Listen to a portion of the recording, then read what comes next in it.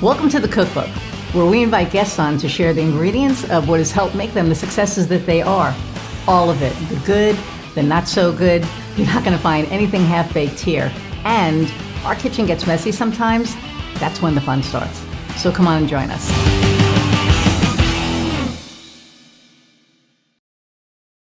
Hey everybody, and welcome to another episode of The Cookbook. I'm your host, Iris Goldfeder, and so there's a funny story about today. So Ashley Chamberlain, 2 weeks ago, we were supposed to record this episode, but we had some technical difficulties. Anyway, she would have been the first person that I never met before I did an interview. Well, because we had technical difficulties, we ended up meeting last week, and she's really awesome. However, I can't say that I never met her before. So one of these days that's going to happen, because it was interesting when that was going on. But I digress. And for all of you who know me, I digress a bunch. So I am going to read Ashley's bio and bring her on. So Ashley Chamberlain, a native of Athens, Georgia, and the driving force behind Chamberlain and Good Company. With a master's in business administration and a passion for empowering others, Ashley embarked on her entrepreneurial journey to provide top-notch bookkeeping services while equipping entrepreneurs with the knowledge and tools they need to thrive. Her catchphrase, "Let us mind your book so you can mind your business," which is brilliant, encapsulates her commitment to simplifying financial management and allowing business owners to focus on growth. As a mom of 2 boys and a wife of a talented musician, we know other talented musicians as well, life is never boring for the Chamberlain family. They are community-rooted and spend as much time as possible helping the city of Louisville become a little better every day. So without further ado, let's meet Ashley. Hey. So I love your bio, and I love let us mind your book so you can mind your business. I think that's brilliant, and I'm sorry I didn't come up with that as a marketer, right? It's like, oh, that's like so good. So you were saying how you help the community in Louisville. So why don't we talk about that a little bit? Sure. So a few years ago, I found myself in a position that I just wanted to help our city any way that felt really good for me. And so I really thought about something that maybe I needed years and years ago, and that was the Women and Children Center. So years and years ago, there was a time where I highly depended on them and their resources. So I went up to them and I said, "How can I help?" And they said, "What can you do?" So for me, it was finance. And at the time, they were like, "Well, we don't really know what to do with that." So we came up with, let's create a program. So we created a financial literacy program. And this is an 8-week program that women can go through, and it teaches them skills, things that you just really should have learned in school, but you didn't. And here you are as a functioning adult, and you don't know how to open a bank account. Most of the time, these women don't have money to open a bank account, but there are other ways to do it. So it's something that we kind of touch on. We talk about credit. We talk about writing checks. The little things that you just wish someone would sit you down and talk to you about it and explain how to do it. So that's a lot of the things that we cover in that greatly gets them a good foundation to get started. Right. And that's awesome. And I know we talked about this earlier, but, I wish that you were around when I was like 19, because when I was 15, my mom, moved in. My childhood was like a shit show, but, and so I wasn't taught, just the basic skills, right? Managing a checkbook. Mm-hmm. For me, it was like, if I have checks, I have money. Right. So, I was just like writing checks thinking, that I had checks until the checks ran out, not until the money ran out, because I didn't understand, like nobody ever taught me that. So I put, money in my account. Like I opened up a checking account. Obviously they gave me, checks and I was writing checks. And then the last check that I wrote was to the local liquor store. And we were in a smaller town on Long Island. And he called me up and he said, your last 2 checks bounced. And I said, what are you talking about? He goes, there's like no money in there. And I'm like, I have like 15 checks left.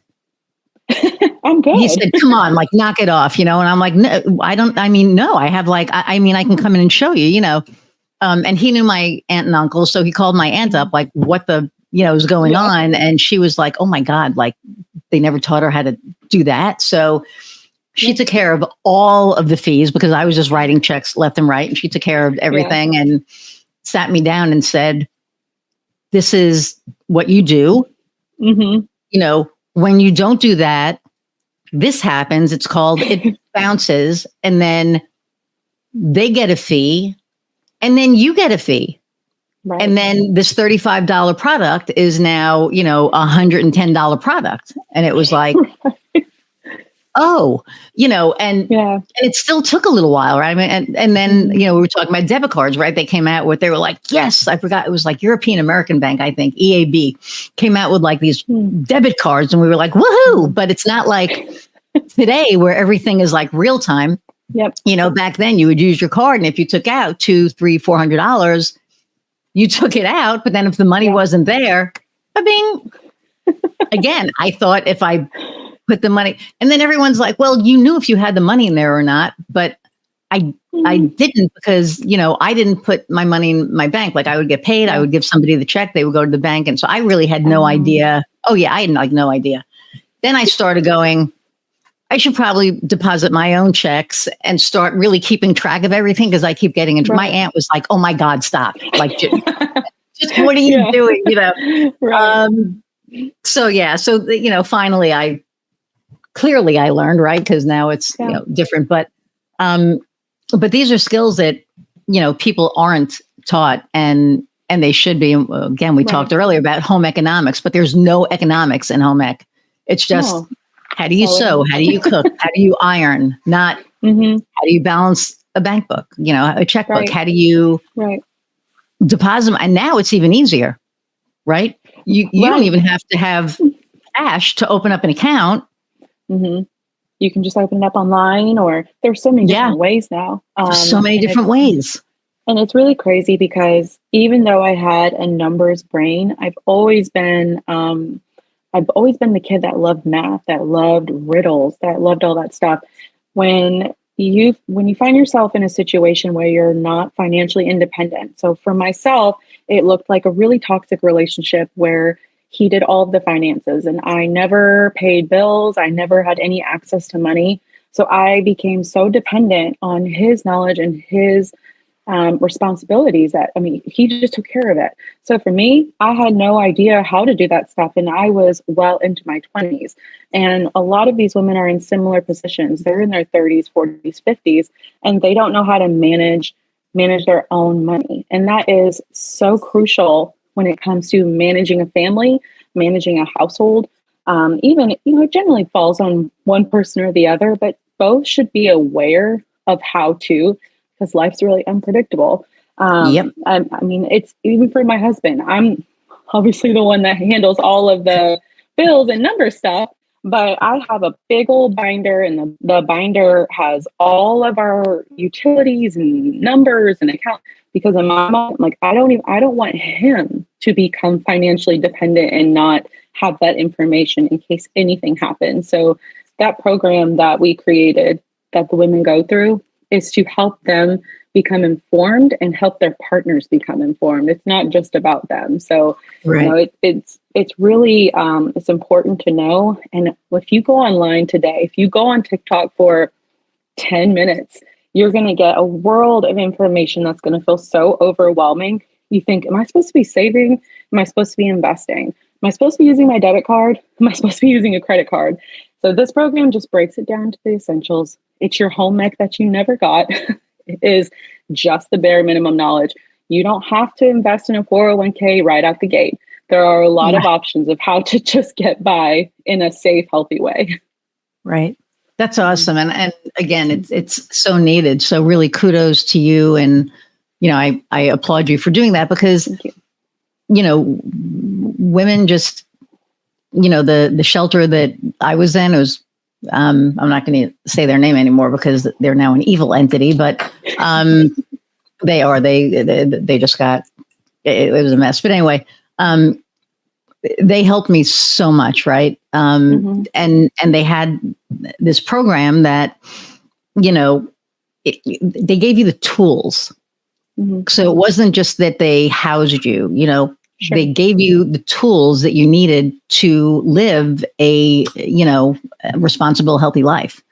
And it took me a couple of times because as smart as I am, you know, it definitely took a couple of times, but when it took, and it was like, oh, and then I always gave back and in many different ways. But like I said, now they're like dead to me, but because the people that built it aren't there anymore, this other corporation took over and they just don't get it.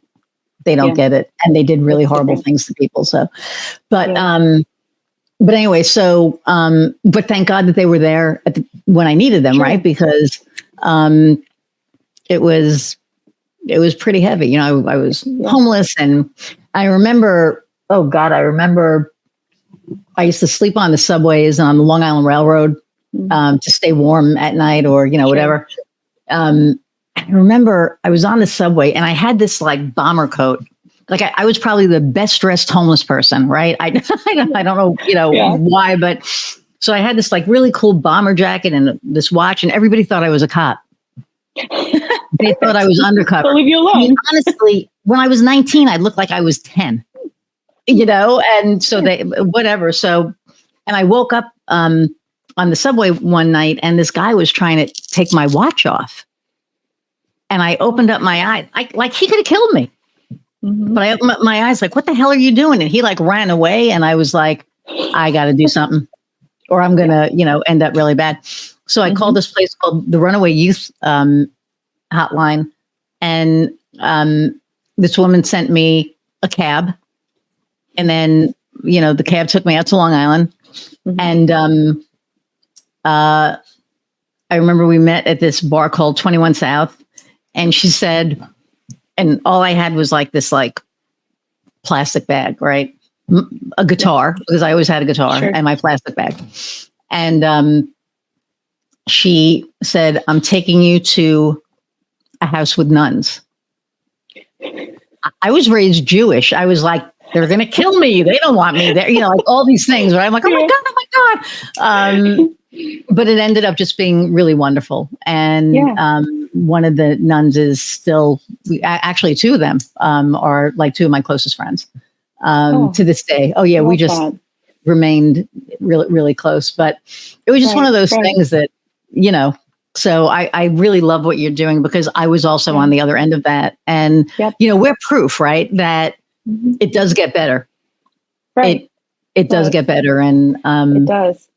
So, yeah. So, statistically speaking, they say it takes, I think it was 7 times of trying to leave to actually stay gone. Yep. And I used to think, well, that won't be me. Like, that will never be me. Like, I come from a good family. You know, I have great parents. I have divorced parents. So that means I have even more amounts of parents in my life. And they're all great. I've several brothers and sisters, great small town, very close. And then I was in it and I thought, well, it's not going to take 7 times. Like, that's just crazy. Not me. I'm too smart for that. And then it was me. And the program that I had eventually reached out to when my pride was, you know, no longer an option. I had reached out to a program called Project Safe, and they were phenomenal. But they didn't do the things for me. They just gave me the resources. So they did help with the first few months of rent, you know, getting a new job. It's such a caveat. So you have to have an address to get a job. And then you can't get an address until you have proof of income. And so then so at the time I had a 2-year-old, I wanted to put him in childcare, but I couldn't put him in childcare unless he had an address. And I couldn't get the address unless I had a job. And I couldn't get the job unless I had. So, you know, it's this, it's a really scary place to be. So a program like Project Safe really did save my life. It it helped me. They were a reference check for me. So they helped me get set up with an apartment. They helped me with that first month of rent. I would go to weekly group meetings, and that therapy alone saved my life. And they would watch my kiddo. So an hour, my kiddo would go and play with toys. He thought it was, the best time of the week because he got to play with a bunch of toys that he didn't have. It was really special. And I think, it took me years and years to be able to even go back into a shelter without feeling like, what am I doing here? I can't breathe. And so when I just wanted to give. If it was a financial program, well, I'll write a financial program. It's turned into just sitting at a front desk and watching a camera and clicking a buzzer sometimes. It just, whatever they need, I'm here for it because I wouldn't be here today if it wasn't for that program. So you find what you can do. Yeah, but that's so awesome. So, here I started, you would have thought that I would have been drawn to the homeless community here, but honestly, for whatever reason, maybe I wasn't ready or whatever, it just didn't speak to me. And then a really dear friend of mine who passed away, which pisses me off, but Marcia Gentry was talking. I went to, I think it was called like the Pursuit of Possibilities or something like that our local YWCA put on. Mm-hmm. And I was there with my friend Michelle, who listens to this. I have two friends, Michelle, who listen to this all the time. So there's Michelle S and Michelle K. Michelle K is here. And we were at this event, and Marcia got up and she started speaking about this horrific thing that happened to her. And I was slack-jawed. And Michelle looked at me and said, I've known you like 10 years at the time, and I've never seen you speechless. And I was like, I have to do something. Like I knew that I needed to do something. So I walked up to the director of the domestic violence program, and I said, what can I do? And she was like, well, we have volunteer opportunities. And I was like, no, I want to raise you some money. What can we do? And she was like, so now we have Unmasking Lafayette. It started out as Unmasking Domestic Violence, but we moved it to Unmasking Lafayette because we helped the domestic violence program for, I think, 5 or 6 years. 5 years, something like that, maybe 4 years. And then we decided that there are so many other organizations in town that tackle social issues that need, money and awareness raised for them. So we choose one beneficiary for every 2 years. And it's been great, right? So we did domestic violence, then we did, it's called Hartford House, and Hartford House is an organization that helps kids that have been victims of or witnesses to crimes. And then there was 6 Alarm Peer Support, and that was mental health resources for first responders. And now for the next 2 years, we're going to be doing the Pride Youth Group. Oh, man, so much good packed in that.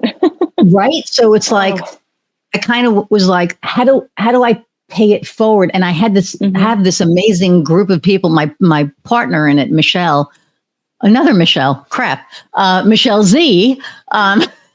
So there's Michelle S, Michelle K, Michelle. They're probably listening to this cracking up.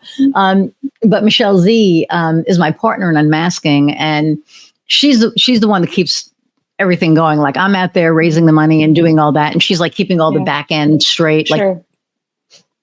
And it's just, it feels amazing each time, right? It's like the day of every event, like we do all the work, we send out the letters, we get the sponsorships, we go through all the stress of selling, or sending letters. And like I said, I was recording the ad, today and all this stuff.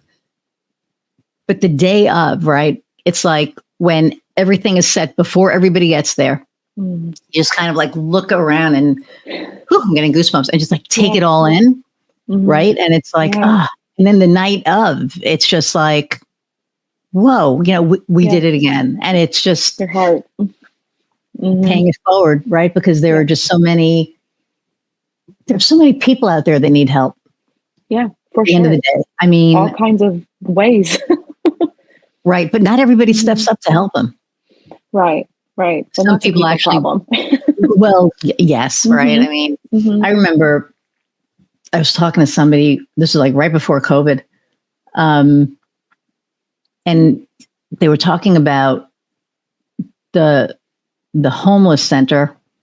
We have like Lafayette Transitional Housing here. And they were like, in the middle of the winter, when it was like literally, the wind chill 10 below, they're bitching about, the homeless people that are like, hovering in like a vestibule. And it's like, dude, like, where's your heart? Right. Give them money, give them a blanket instead of sitting there complaining about them. Right.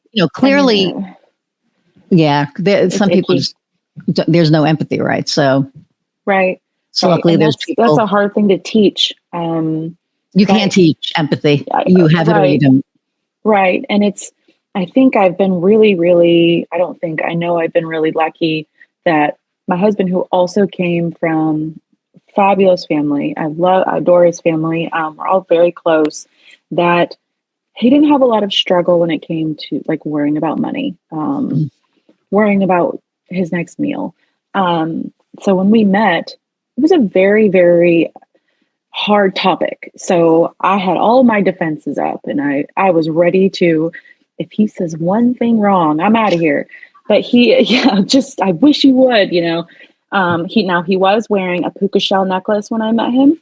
And I was like, points, out, you're out. And he had I wouldn't say like a bowl cut that kind of looks like your mom cut it like in the kitchen. But I will say where he lacked in swag, he made up for in empathy, willingness to learn.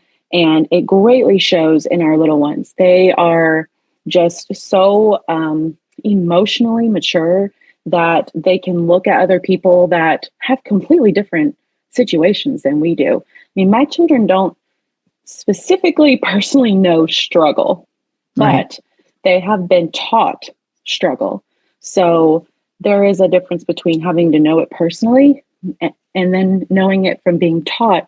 Everyone doesn't have what we have. So yes, we go and make homeless kids. We call them our homeless kids. Maybe that's not a right thing to call it, but they're the homeless kids that we put these little bags together and they sit in our car. So if we see someone on the street, it's not the awkward where you're like, don't look them in the eye, don't roll your window down. It's my little one, can I roll my window down? I'm like, wait. Let me see. Let me see first. It's a very different situation. And that is how you teach the next generation. Instead of, I'm going to overcompensate. I'm going to buy them things that I didn't have. I'm going to have extravagant things because I don't ever want them to feel left out or sad. We can still have a nice life and give to people that don't.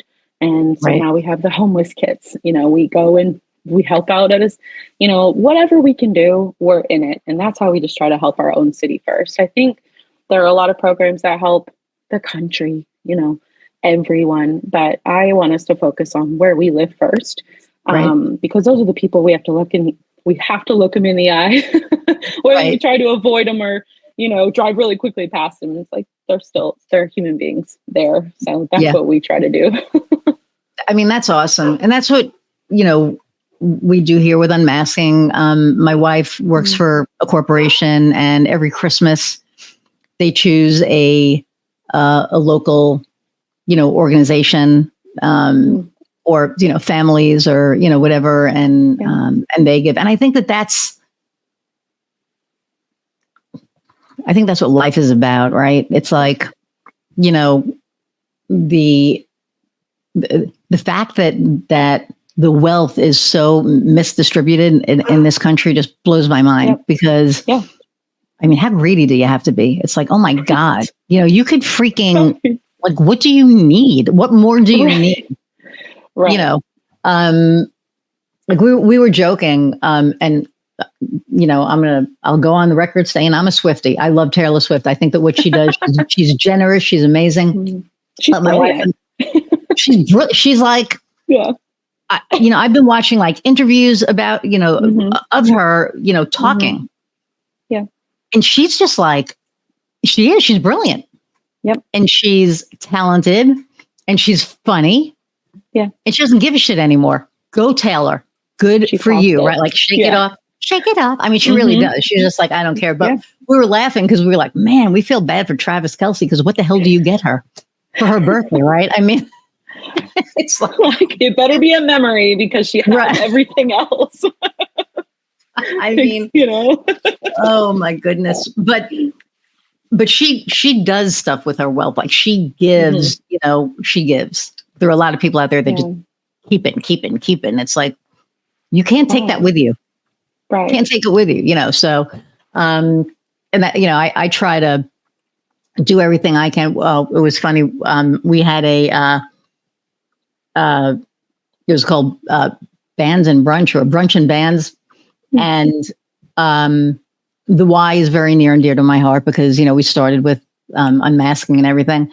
And, I'm in a band. So my band was playing, but they needed donations, right? So I paid for the venue, which wasn't cheap. And I really couldn't afford it, but it was like, I really want to do something. So my wife, who is just like hilarious, and she's learned, because this could have turned out differently, but the day after, she said, "I love you." And I went, "Oh my God, what did I do?" Right? Yeah, I'm in trouble. And she goes, "You have a big heart. That's one of the main reasons I fell in love with you. Yep. I know you want to help. You're not there yet." And I was like, "Yeah, I am." And she goes, "Not that much." And I went, "Oh, sorry." So, but it was, again, it's like, we who aren't gazillion millionaires, right? Give. Yeah. Right. We want to give, and you and I, especially, because we've been there. So we are empathetic because we can actually empathize with what is going on. And giving can look a lot of different ways. People think it's just, for business owners, it's a tax write-off. It's I don't want to spend time doing anything. I'll just give money, which is, okay. Places need money. They need your time. And it also can look as simple as, you're a business owner, so give someone a chance for employment. That was a big reason that I hired, very intentionally, who I hired for my own business. I want to give a chance to those people that feel like, how am I going to get a job and stay home with my kids because I can't afford daycare, or I'm pregnant, and who's going to hire a pregnant person? I've got a skill, but it's people that are sitting and feel like they don't have opportunity to work and they want to. Give those people a chance. It can look a lot of different ways. And that's the big reason when it comes to hiring. And now I will say, I didn't think most of my team would be pregnant at the same time. That was a surprise, but, and it's been okay. But I thought, I want to hire this all-female team that want to stay home with their kids and feel like there's no jobs out there for them. Now, like I said, a lot of them were pregnant at the same time. That was rough, but they're all coming back. So obviously they're really happy and feel like they can have the kind of life they want to have and feel productive at work. So it's helping your community isn't just writing a check. It can be. It isn't going and building homes, for the homeless. It can look a lot of different ways. However you feel like you can help, then I just feel like help people, because people need people. Right. I mean, that's, yeah. And they do, and they need to know that people care. I think that's, a big thing. And the fact that they want to come back to you really speaks tons about you. Right. So, I mean, I'm just very grateful. Yeah. But it does. So, well, we know what made you want to become an entrepreneur, and we know what you would say to somebody thinking about becoming an entrepreneur. What obstacles have you overcome that maybe a seasoned entrepreneur is going through? I would say every entrepreneur, every employer is eventually going to want to hire. Now, hiring can look a lot of different ways. It can be outsourcing, it can be hiring employees, contractors. But the biggest obstacle that I still learn from is hiring the right person, not just the right role. And for Right. me, I have a very specific trade. So we do bookkeeping and accounting for small to medium sized business owners. But sometimes some things can be taught and other things can't. Like the empathy is something that people have or don't. Right. For myself, when I was hiring an assistant, I struggled. I had 2 or 3 assistants and I had to keep letting them go. And I had to stop and think, it's a me problem. If it's something that I'm doing because it's not working. And I sat down, I talked to my accounting manager, like, what do we want in a person more than a role? Because the Right. role can be taught, but what kind of person do we want? And Yep. that just changed the game completely. I ended up hiring a close friend.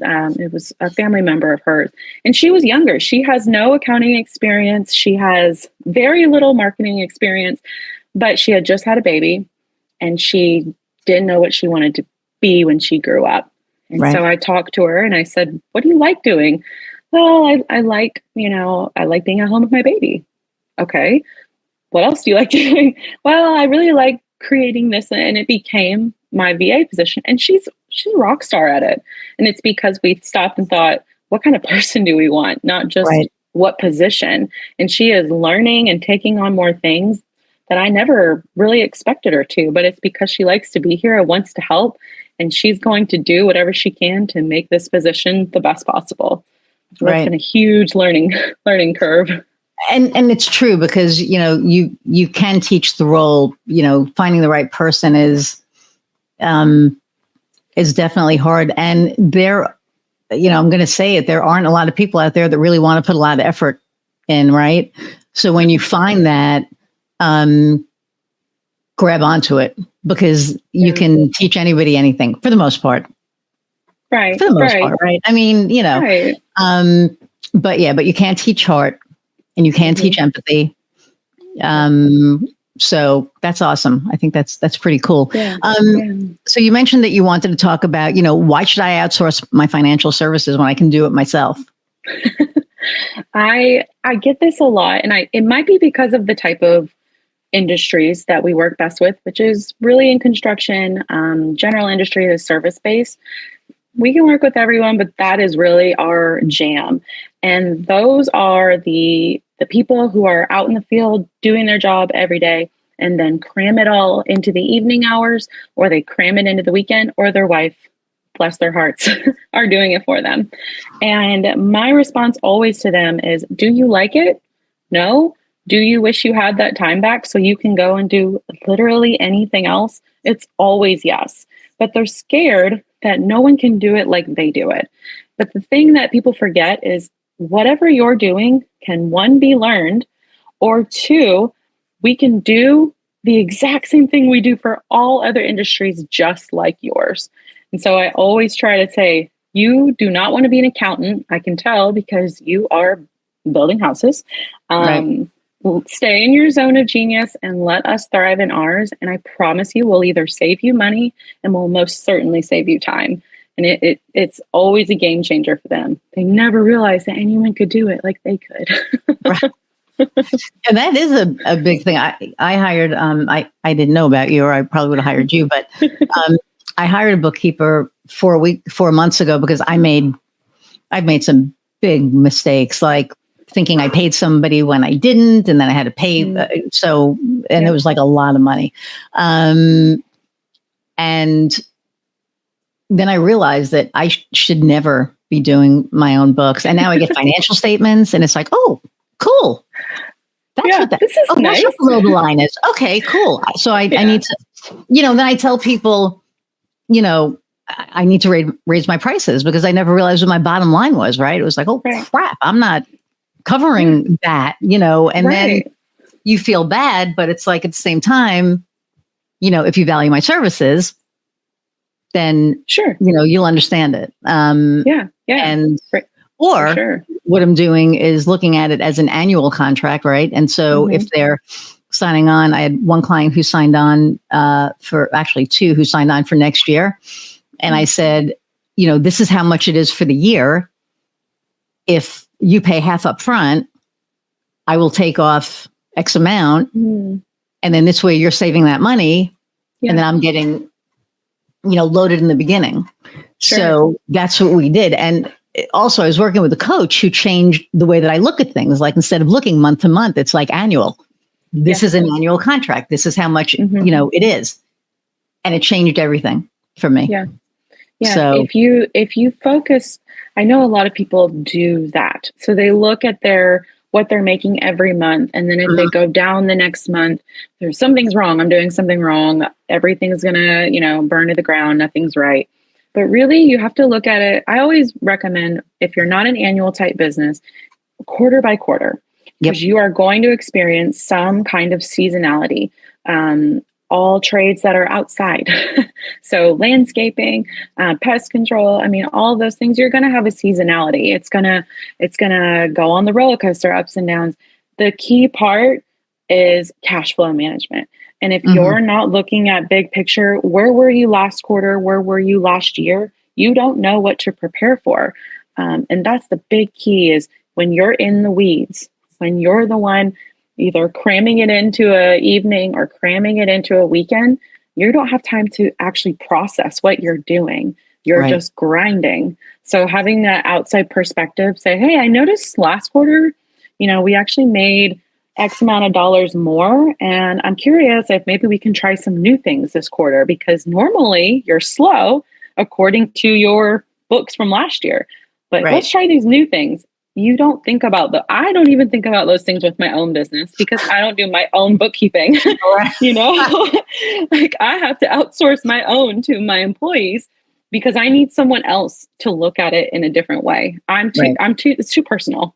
I'm too close to it, Right. So that's the big thing. I have somebody who does my marketing, who helps me with marketing because I'm too close to it. It's like, I can market the hell out of my clients. The proof is in the pudding, but when it came to me, I was like, how do I, because I hate hubris, right? So when you have somebody else writing copy that's saying, hey, blah, blah, blah, it's not me writing it. So it's like, okay, I can do that, and I know I'm good at what I do. If I, wasn't, I wouldn't be successful. Right. So we have to have a certain confidence about us, or put it this way, if our clients don't feel that we're confident, they're not going to be working with us. They're going to be like, well, I'm not working with you, right? So, but it was really interesting because when I hired, she's a fractional CMO.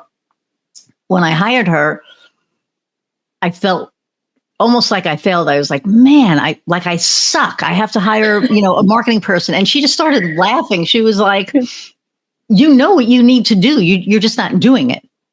Right. I'm like, I don't have the time. She's like, exactly. So, okay, fine, I get it. Yeah. So the other thing, right? So, I know the answer to this just because I learned this year, but should somebody use a CPA for their bookkeeping? I'm going to say no, but it's not because I hate CPAs. I myself file taxes for people. So it's not like I don't do it, but I thoroughly believe that you should separate someone who looks at your books every month and someone who files for you quarterly, annually. And it's because it really does help. It's that checks and balances thing. It's helping.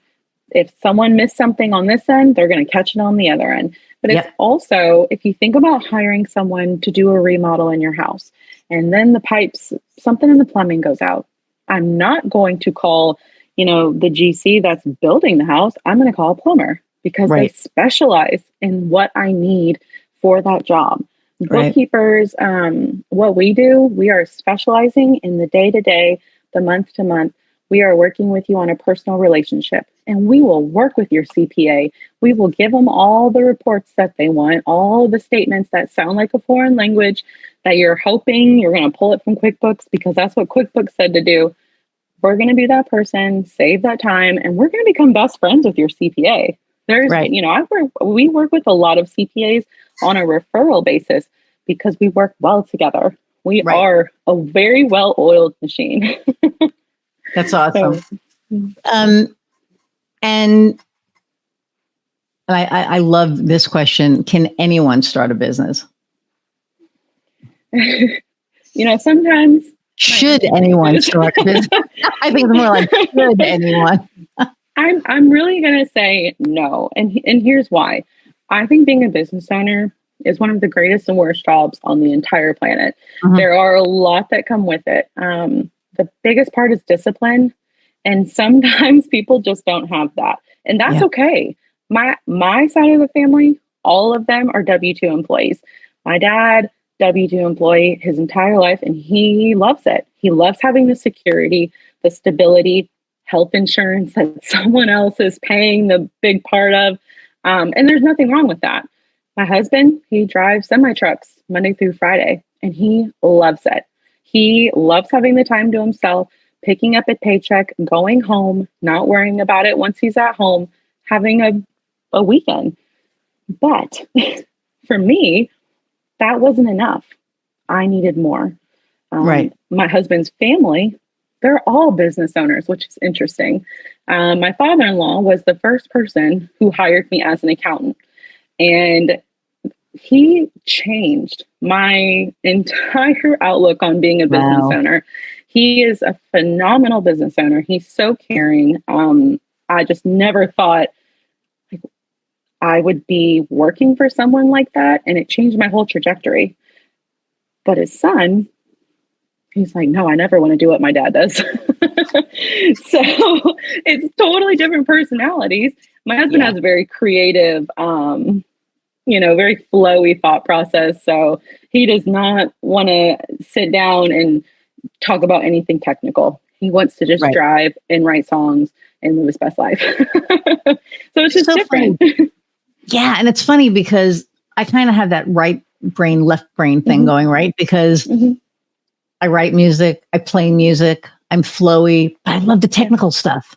Like I love the tech, and it's crazy. I was talking to somebody, this was a couple of months ago, and she's like, "You're like an anomaly." And I said, what do you mean? She goes, "It's not a bad thing." She said, "But you're like the creative. I'm going to sit down and I'm going to sing." And I've sang everything from like standards to blues to, I was in this little thing where we did Broadway songs, and it was with this guy, Ron, and this girl, Valerie. But Ron, sadly has passed, he passed from AIDS, but he would always take the girl's part and I would take the guy's part. And it was just like funny as hell. Like we would do like, "You don't bring me flowers," and he did Barbara song, "You don't bring me," and I'd be like, "You don't bring me love songs." So, but so I've always had like that creativity, and I write music and all that. And if you would have told me that I would have owned my own business, like I was afraid to do sales, never mind owning my own business. I was like, I can't take a job where it's commission only. Are you crazy? I need like a salary. And here it is, like years later, and I'm running this, successful business, and I'm in a band, and I'm doing like all of the things. And it's like, to me, it's almost like And so she was just like, it's just so weird because usually you have your right brain people and they do the right brain stuff. And then you have the left brain people. She goes, "But you do it all." But I think that for me, the creativity helps me with my marketing, with my clients, right? Because I'll sit down and like, you have your thing, like mine is, if you're not online, you're not an option. But I have other clients where we'll sit down and something will just like come to me. And it's like, "Oh, we need to do this." And they're like, "Oh my God, that's like the best thing ever." And that's the fun part for me. Like all the books shit, I don't want that. I can't, I should never be. One of my clients was laughing. She's a banker. She's like, "You should never be doing your own books." I'm like, "You're not wrong." You're right. So that stuff I don't like, but I love the technical stuff. I love like all the different programs. I don't like running them, but I like knowing about them. Right.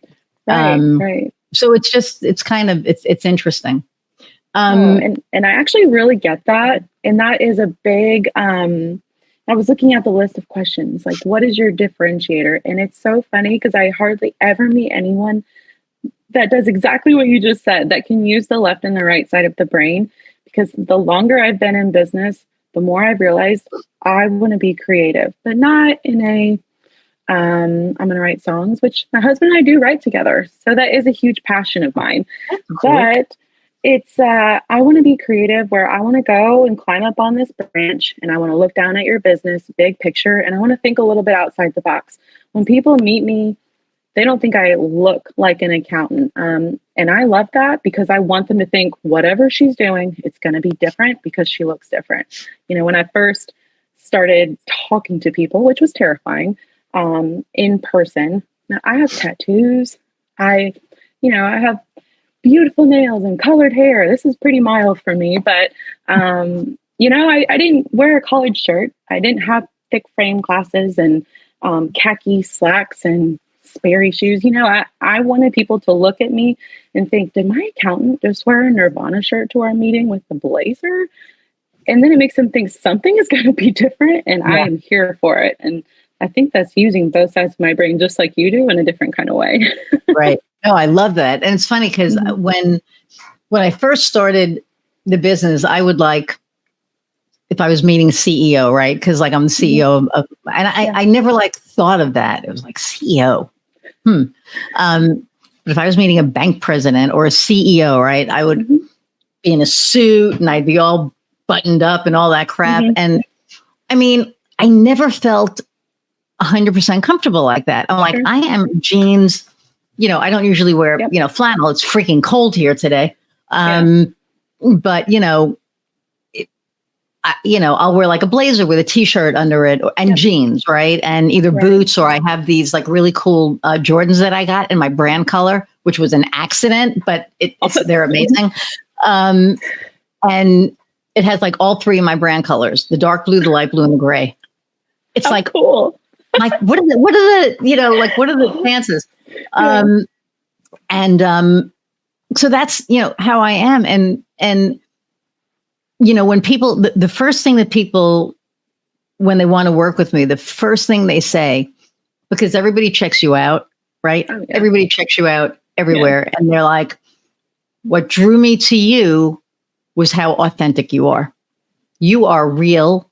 You don't give a shit about what anybody, thinks. And I care what my clients think, right? But I don't walk around worrying about what other people think of me. Right. I can't, because otherwise I would be and I used to, right? I used to. And I was like, oh my God, should I have said that? What do I, now it's I don't care. If you don't like me, you don't have to work with me. And thank you for telling me that, because I don't want to work with you. Right. So, And now I know. 100%. But we have that freedom to do that. Not a lot of people do. We were talking about that last night. So I have this show that by the time this comes out, will be out. It's called Unique Voices, and it's for the LGBTQIA plus business owner.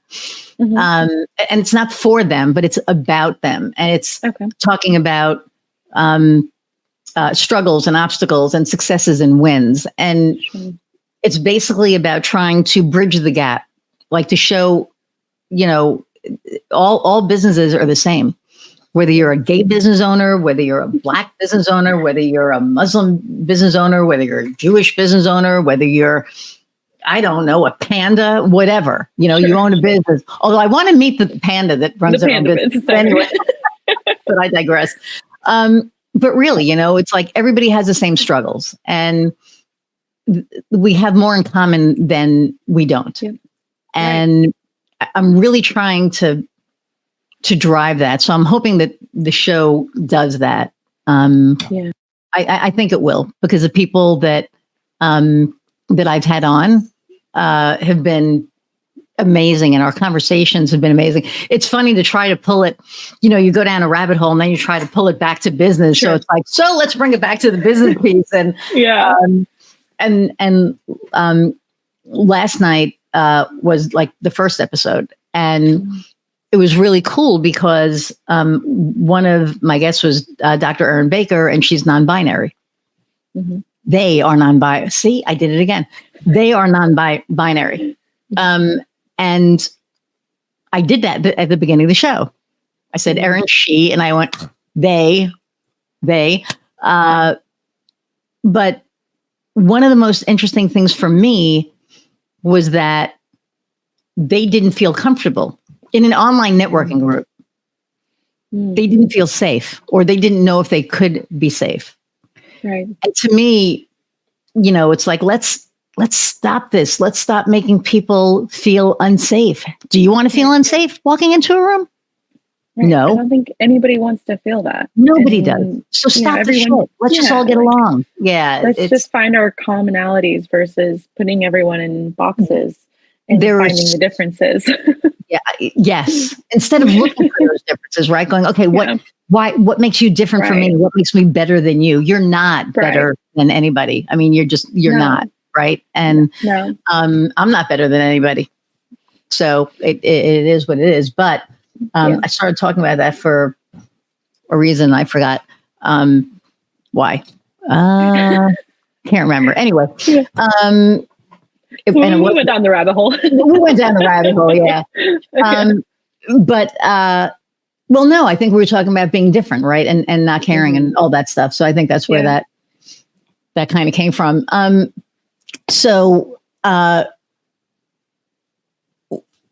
You said what your differentiator was, and it's pretty much what mine is, right? So you love to talk about resources and seeking help.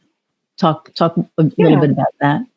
So a lot of what I'm doing now in this stage of business is more outreach. It's more, let me tell you how to get more information versus just doing it for you. So, there's a lot of people that just aren't ready to work with someone, and that's okay, because you'll know when you're ready or you'll feel it.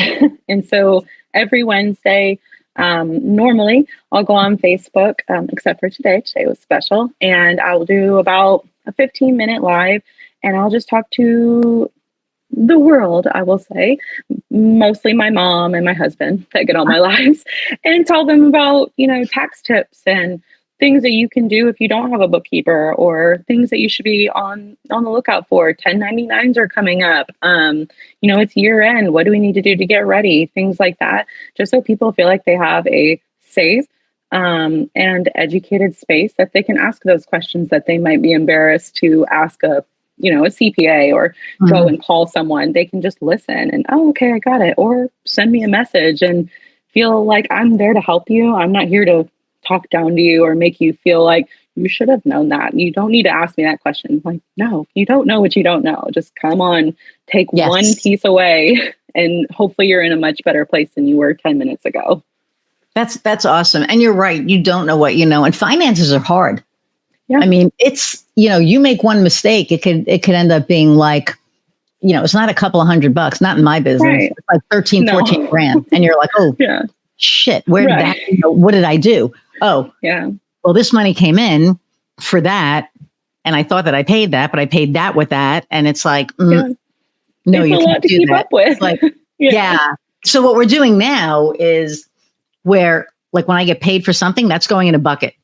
I don't even look at it until I get the invoice for it, and then I pay it, and then I can't get in trouble anymore. Because for me, it's like, oh, I have all this money, and it's like, no, you don't, you idiot. But at least it's not like, oh, I have all these checks. So I have come a long way. I just want to we're learning. Always a work in progress. But I mean, not everybody is meant to do finances. It takes a special person. I mean, it really does. I have met like so many different financial people this year, and I'm just like in awe, because I remember the first time I saw a financial spreadsheet. This was a few years ago. My business partner at the time was like, okay, you're going to learn this. And I thought it was the coolest thing, because like sheet A was, if you change something on sheet A, B, C, D, E, F change. And it was like, oh my God, that was like the coolest thing. But I had no idea what it meant, and I didn't want to. I was like, my head hurts. It's cool because I love like when things move. Moving parts, but it was like, I know. So, now, but okay. So, where can people find you? I know you said Facebook, but where else can people find you? So we have a very beautiful website, not built by me, built by my assistant and ChatGPT and my wonderful marketing team. Chamberlainandgoodcompany.com is where a lot of the resources are. I do show up on Facebook and Instagram personally. Every Wednesday at 5, I do a live. And I really just encourage people to send me a message. Even if you don't know what you want to even ask, sometimes I can ask the right kind of questions and see what you need. And I'm not going to sell you a package that you have no business actually signing up for. We're going to look for what you actually need. So send me a message, send me an email, any type of way on the website or Facebook. Happy to chat. Awesome.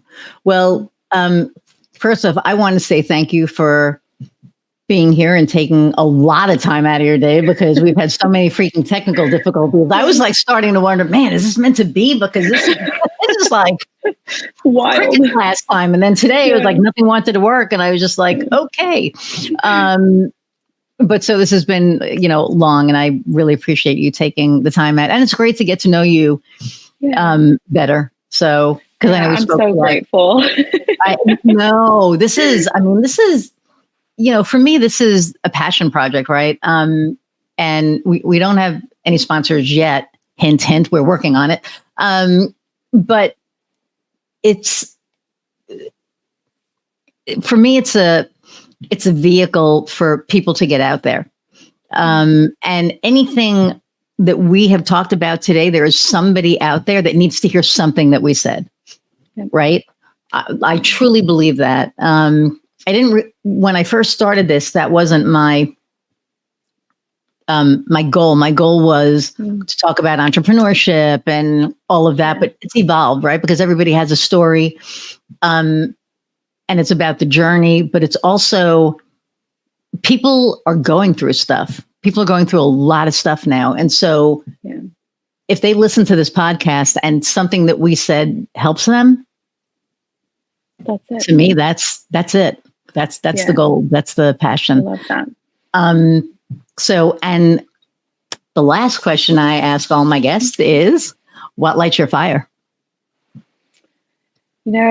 A lot of people ask what my why is, especially in the very beginning. They're like, you have to know your why. That's so important. And throughout this whole process has just been family. More than just the family under my roof. It's my team. It's my community. It's people that need help. They're not my family. So my family really just gives me reason to keep going whenever I feel like, okay, everything's not working. I'm just going to burn it all to the ground. I remember there are people depending on me more than just in my household. My team members that are absolutely phenomenal and are like my family. They all depend on me to not burn it down. So here we are today. It's just family. That's amazing. Well, Ashley, thank you so much. I'm going to say goodbye. I'll be right back.